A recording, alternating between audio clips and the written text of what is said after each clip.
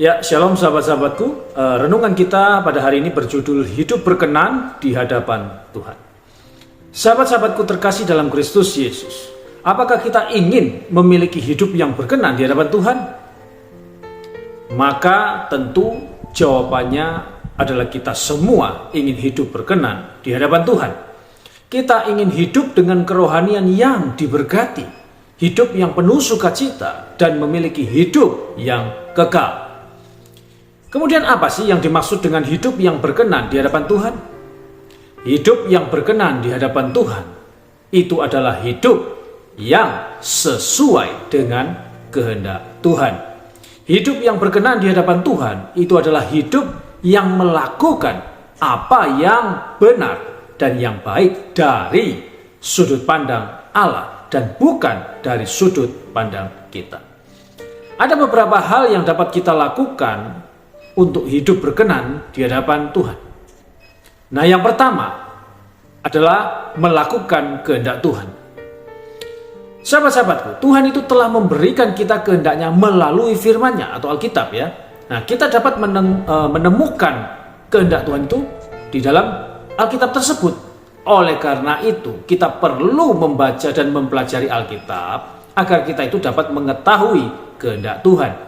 Nah, contoh ya, memberitakan Injil kepada orang-orang yang belum mengenal Kristus, kemudian membantu orang-orang yang membutuhkan, kemudian melakukan keadilan dan kebenaran, dan juga bisa menjaga kekudusan hidup. Itu yang pertama. Kemudian yang kedua, memiliki hati yang taat. Nah, setelah kita itu mengetahui kehendak Tuhan, kita perlu memiliki hati yang taat untuk melakukan kehendak-Nya. Kita perlu tunduk dan patuh kepada Tuhan di dalam segala hal. Nah, contohnya mengikuti perintah Tuhan dalam Alkitab, mentaati orang tua dan guru, terus kemudian menjaga komitmen yang dibuat, kemudian menghindari hal-hal yang dilarang oleh Tuhan. Kemudian yang ketiga adalah memiliki hidup yang kudus. Tuhan itu adalah kudus, sehingga kita juga harus hidup yang kudus.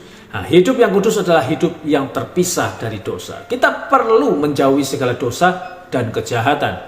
Nah, contoh ya, menjaga kesucian tubuh dan pikiran, menghindari dosa dan kejahatan, kemudian bersikap jujur dan adil, lalu ada berbelas kasih kepada orang lain. Itu yang ketiga. Kemudian yang keempat adalah memiliki kasih yang besar. Sahabat-sahabatku, Tuhan itu adalah kasih, sehingga kita juga harus memiliki kasih yang besar. Kita perlu mengasihi Tuhan itu dengan segenap hati, segenap jiwa, dan segenap akal budi kita. Kita juga perlu mengasihi sesama kita seperti kita mengasihi diri kita sendiri. Nah, contoh kasih yang besar seperti mengasihi Tuhan, seperti tadi ya, segenap hati, jiwa, dan akal budi. Kemudian mengasihi sesama kita seperti kita mengasihi diri kita sendiri. Lalu membantu orang-orang yang membutuhkan. Kemudian yang terakhir adalah mengampuni orang yang bersalah kepada kita. Nah, kita sampai pada kesimpulan, sahabat-sahabatku, mari kita itu hidup berkenan di hadapan Tuhan. Marilah kita melakukan kehendak Tuhan, kemudian memiliki hati yang taat, hidup yang kudus, dan memiliki kasih yang besar. Sebab jika kita hidup berkenan di hadapan Tuhan, maka kerohanian kita pun akan diberkati oleh Tuhan. Kita akan hidup dalam sukacita, dan kita akan mengalami yang namanya damai sejahtera yang sejati. Amin. Haleluya. Amin. Kiranya firman Tuhan dapat dipahami, memberi pencerahan, menambah pengetahuan, dan memberkati kita semua. Tuhan Yesus memberkati. Shalom.